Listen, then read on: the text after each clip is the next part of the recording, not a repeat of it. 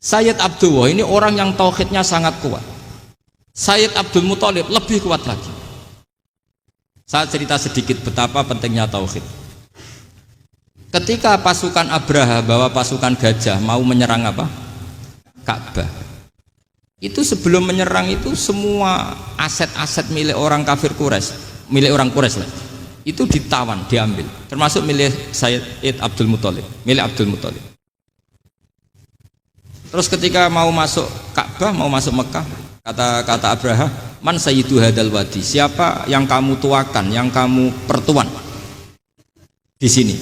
Oh, Abdul Muthalib. Abdul Muthalib itu dipanggil, itu auranya luar biasa.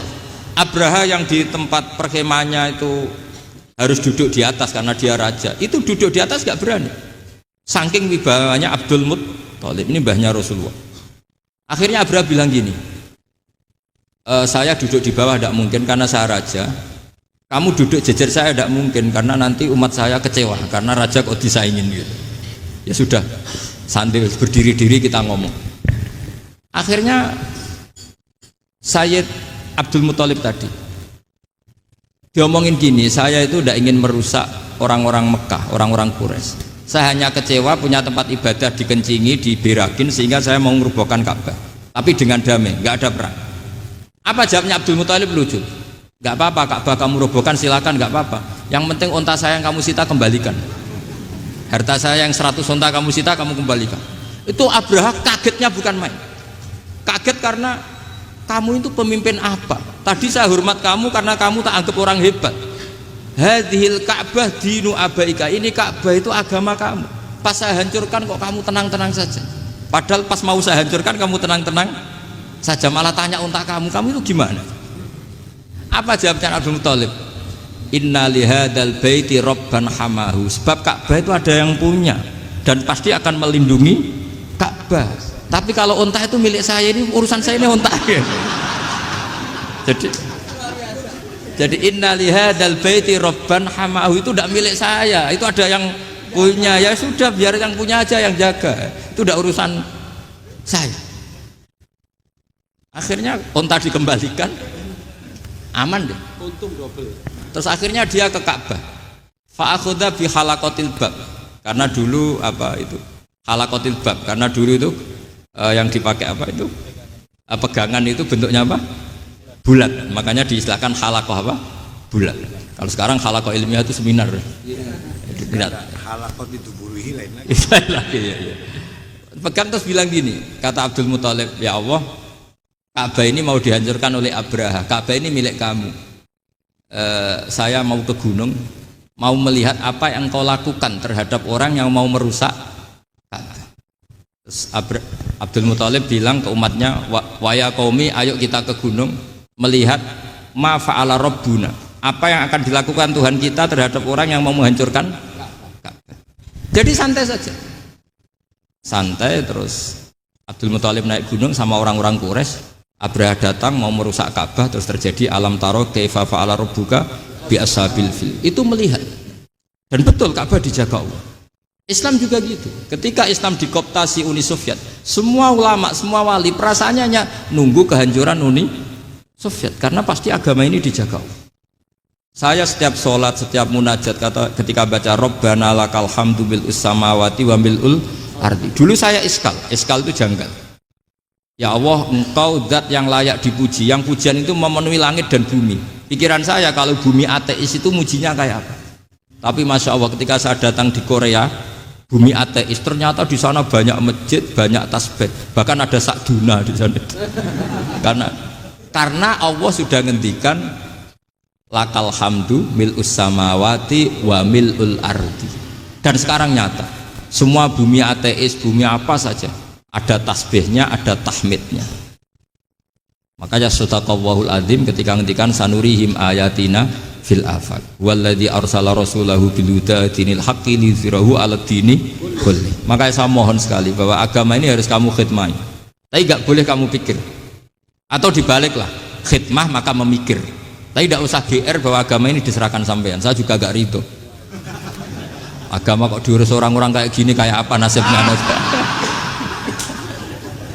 Jadi ini penting Karena rata-rata kiai alim itu tidak jelas, terus oleh orang-orang yang nggak pernah ngaji itu, wah ini nggak jelas, nggak tegas. Islam itu harus tegas. Maksudnya tegas itu kayak apa? Tegas itu di wilayah kita. Kalau istri kamu mau diperkosa orang itu boleh tegas, itu wilayah kamu. Tapi kalau hidayat itu wilayahnya Allah Subhanahu wa Ta'ala, kita tidak pernah tahu. Bahkan yang sudah Islam saja, nyuwun sewu, itu nggak ada jaminan mati husnul khotimah. Kita tahu dalam sejarah Sa'labah itu dapat gelar hamamatul masjid, merpatinya masjid. Tapi kita tahu akhirnya Sa'labah itu apa? Su'ul khotimah. Sampai dalam Islam selalu diajarkan ya muqallibal qulub tsabit qalbi ala din. Jadi kalau kita sendiri saja masih ingin selalu husnul khotimah, agak ada ruang untuk mudah menvonis orang lain. Makanya saya salut sekali ketika Habib Umar menulis kita semua ini mengkhidmai hadal kaun dan selalu berharap bisa saja suatu saat orang yang sedang kafir bisa saja suatu saat muslim. Nah soal kalau yang sama yang harbi menyerang kita ya tarung. Kalau artinya kalau yang merangi kita ya kita wajib perang, kalau enggak ya habis kita. Seperti kita lakukan ketika diserang Belanda. Tapi ketika mereka musta'man, dhimmi, mu'ahad, orang-orang kafir yang mau berdamai dengan kita ya kita damai. Sebagaimana yang dilakukan Rasulullah SAW ketika berdamai dengan kafir Quraisy yang dipimpin Suhail bin Amr. Masyhur itu dalam tarikh. Singkat cerita kan Sayyidina Ali ini pernah konflik sama orang Khawarij. Kata Sayyidina Ali, ya sudahlah, namanya kita musuhan, kita tidak usah ketemu, pakai mediator, kata Sayyidina Ali. Kata orang Khawarij, ini apa-apaan kok butuh mediator? Nggak ada Qur'annya, ada hadisnya. Kira-kira kalau Pak Sayyidina Ali orang Jawa, nggak ada apa tidak tahu. Walhasil Sayyidina Ali akhirnya baca ayat wa in khiftum shiqaqa bainihima fab'atsu hakaman min ahli wa hakaman min ahliya. Jika suami istri tengah konflik, maka yang keluarga suami kirim mediator, yang keluarga perempuan juga kirim. Terus kata Sayyidina Ali, wa amru ummati Muhammad a'dhamu min amri rajulin wa imra'atin.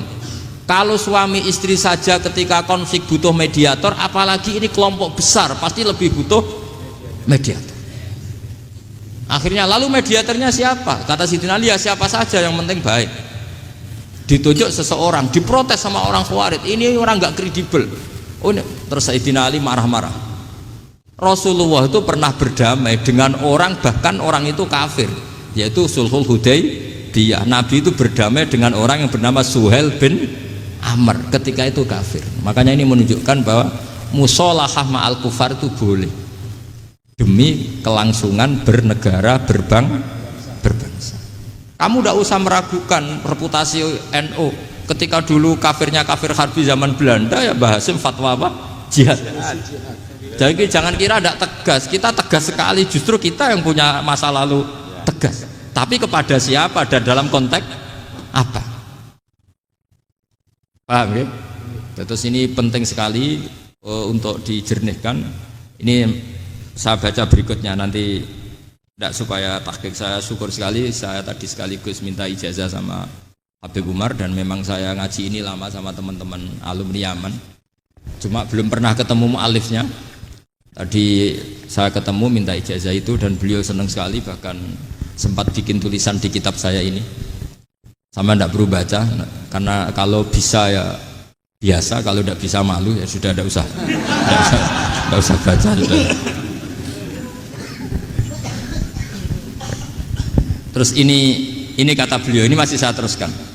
Nahnu min hadhil intilaqah naktasibu thabatana wa quwwata yaqinina wa illa fa fil ardi mu'aridun wa muntaqidun wa mukhalifun min akhyarin wa asyrarin sholihin wa fasikin muslimin wa kuffar. Kalau kamu punya satu metode ilmiah, metode dakwah, kamu harus siap, karena pasti ada yang menentang. Yang menentang itu ya mulai orang soleh, tidak soleh, orang macam-macam. Jadi kalau sudah punya manhaj, memang dari awal harus siap apa? Ditentang. Jadi misalnya PBNU punya kebijakan apa, ya sudah siap saja dibully. Itu pasti itu, karena nggak ada manusia semua suka, semua benci. Kata beliau, anta in kunta fi syakkin min hadzal maslak wal manhaj fattabi man syi'ta wasaha angka ghaniyah wa in kunta ala yaqinin annahu al huda wa mirasun nubuwah wa annau haqiqatu tarjamatil ahdi ma'rab fala tata'atsar min kalami ahadin yakunu mangkana.